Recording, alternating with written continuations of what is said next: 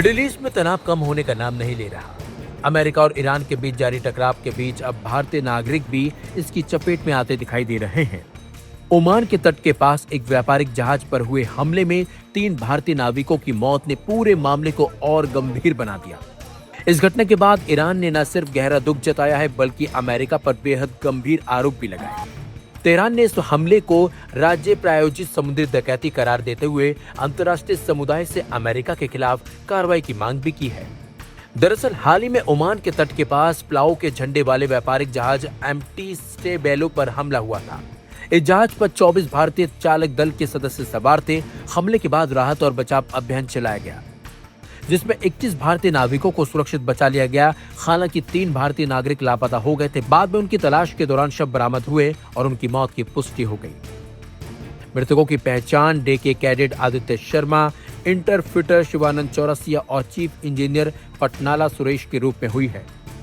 इस दुखद घटना ने भारत समेत अंतर्राष्ट्रीय समुद्री समुदाय को झकझोर कर रख दिया। केंद्रीय शिपिंग मंत्री सर्बानंद सोनोवाल ने इस घटना पर गहरा दुख व्यक्त किया और कहा कि देश के लिए बेहद पीड़ादायक क्षण है। लेकिन इसी बीच ईरान के विदेश मंत्रालय के प्रवक्ता इस्माइल बगाई का बयान सामने आया, जिसने इस पूरे मामले को नया राजनीतिक और कूटनीतिक मोड़ दे दिया है। बगाई ने सोशल मीडिया प्लेटफॉर्म एक्स पर पोस्ट करते हुए अमेरिकी कार्रवाई की कड़ी आलोचना की। उन्होंने कहा कि भारतीय व्यापारिक जहाजों पर अमेरिका के क्रूर हमले, जिनमें कम से कम 3 भारतीय नागरिकों की मौत हुई है, अमेरिका की हथियारों के बल पर लूट और राज्य प्रायोजित समुद्री डकैती की लगातार जारी नीति का स्पष्ट सबूत है। हम मारे गए भारतीय नाविकों के परिवारों और दोस्तों के प्रति अपनी संवेदना व्यक्त करते हैं और भारत की जनता तथा सरकार के प्रति गहरी शोक संवेदना प्रकट करते हैं। ईरान ने मारे गए भारतीय नाविकों के परिवारों के प्रति संवेदना व्यक्त करते हुए भारत सरकार और भारतीय जनता के साथ भी एकजुटता दिखाई। बगाई ने आगे कहा कि अंतर्राष्ट्रीय समुदाय को अमेरिका को उसके कथित गैरकानूनी व्यवहार के लिए जवाबदेह ठहराना चाहिए। उनके मुताबिक अमेरिका की ऐसी कार्रवाइयां वैश्विक शांति और सुरक्षा के लिए गंभीर खतरा पैदा कर रही हैं और समुद्री मार्गों की स्वतंत्रता को भी प्रभावित कर रही हैं। हालांकि अमेरिका की ओर से अभी तक ईरान के आरोपों पर कोई विस्तृत प्रतिक्रिया सामने नहीं आई, लेकिन यह घटना ऐसे समय में हुई जब मिडिल ईस्ट पहले से ही कई मोर्चों पर तनाव झेल रहा है। हुर्मुज़ जलडमरू मध्य से लेकर खाड़ी क्षेत्र तक सुरक्षा को लेकर लगातार चिंताएं बनी हुई हैं। दुनिया के सबसे महत्वपूर्ण समुद्री व्यापार मार्गों में शामिल इस क्षेत्र में किसी भी तरह का सैन्य टकराव तनाव वैश्विक अर्थव्यवस्था और ऊर्जा आपूर्ति को प्रभावित कर सकता है। विशेषज्ञों का मानना है कि भारतीय नाविकों की मौत सिर्फ एक समुद्री हादसा नहीं बल्कि मिडिल ईस्ट में बढ़ती अस्थिरता का खतरनाक संकेत है। एक तरफ अमेरिका और ईरान एक दूसरे पर आरोप लगा रहे हैं तो दूसरी तरफ आम नागरिक और समुद्री कर्मचारी इसकी सबसे बड़ी कीमत चुका रहे हैं। फिलहाल भारत अपने नागरिकों की मौत पर शोक मना रहा है, लेकिन इस घटना ने एक बार फिर सवाल खड़ा कर दिया है कि आखिर मिडिल ईस्ट में जारी संघर्ष और शक्ति प्रदर्शन की इस लड़ाई का अंत कब होगा। जब तक क्षेत्रीय तनाव पूरी तरह खत्म नहीं होता तब तक ऐसे हादसों का खतरा भी बना रहेगा और निर्दोष लोगों की जान जोखिम में पड़ती रहेगी।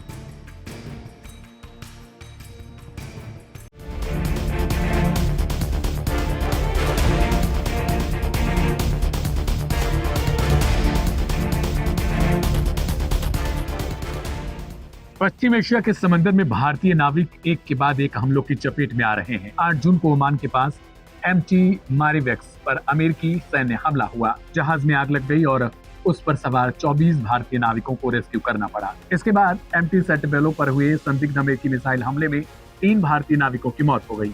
और अब आज यानी 11 जून को ओमान की शिनाज तट के पास एमटी जलवीर में भी भीषण आग और आपात स्थिति ने भारतीयों की चिंता बढ़ा दी।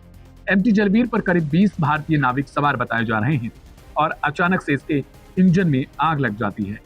बताया जा रहा है कि इस पर भी हमला किया गया। दरअसल पिछले कई दिनों से ओमान की खाड़ी और हुर्मुज़ जलडमरू मध्य के आसपास का इलाका भारी तनाव का केंद्र बन चुका है। इसी क्षेत्र से दुनिया के तेल व्यापार का एक बड़ा हिस्सा गुजरता है। हाल के दिनों में अमेरिका और ईरान के बीच बढ़े तनाव ने इस समुद्री मार्ग को अत्यंत संवेदनशील बना दिया। अंतर्राष्ट्रीय समुद्री कंपनियां और विभिन्न देशों की सरकारें लगातार अपने जहाजों और नागरिकों की सुरक्षा को लेकर चिंतित हैं। 8 जून को एमटी मैरिवेक्स नामक तेल टैंकर के साथ भी गंभीर घटना हुई थी।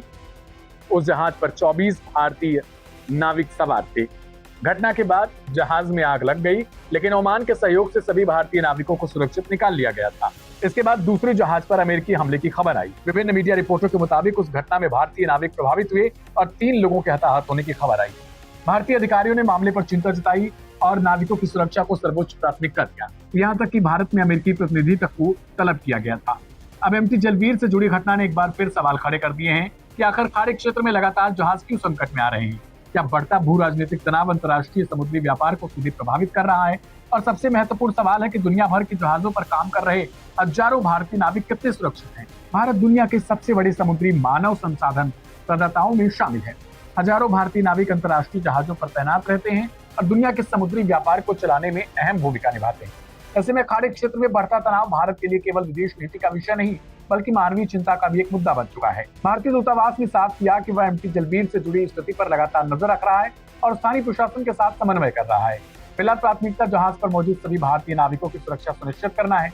इस पूरे घटनाक्रम ने एक बार फिर यह दिखा दिया कि जब वैश्विक शक्तियों के बीच तनाव बढ़ता है तो उसका सबसे बड़ा असर उन आम लोगों पर पड़ता है जो संघर्ष का हिस्सा ही नहीं होते। समंदर के बीच अपनी ड्यूटी निभा रहे नाविक अचानक खुद को भू राजनीतिक संकट के केंद्र में पाते हैं। अब सबकी नजरें ओमान के तट पर चल रहे राहत प्रयासों पर है। सवाल ये भी है कि अमेरिका आखिर बार बार भारतीय जहाजों को निशाना क्यों बना रहा है? जल्दी नीचे आओ, आ गए इधर तक।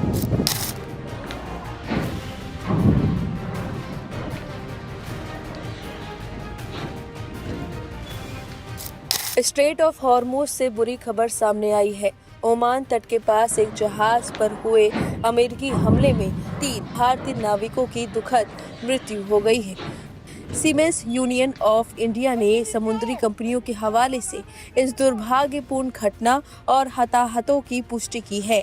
हमले का शिकार हुए कॉमर्शियल शिप सेटे बेलो पर मौजूद चालक दल के 24 भारतीय सदस्यों में से 3 लापता थे। खाड़ी क्षेत्र में लगातार गहराते विवाद के बीच इस घटना ने वहां काम कर रहे भारतीय नाविकों की सुरक्षा को लेकर बड़ी चिंता पैदा कर दी है।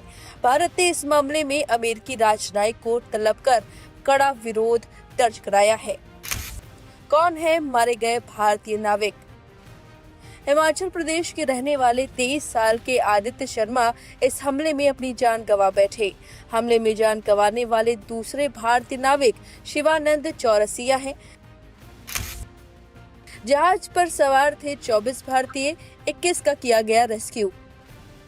विदेश मंत्रालय और forward siemens union of India FSUI के मुताबिक जिस जहाज को निशाना बनाया गया उसका नाम MT सेटेबेलो और एक पलाऊ के झंडे वाला जहाज था।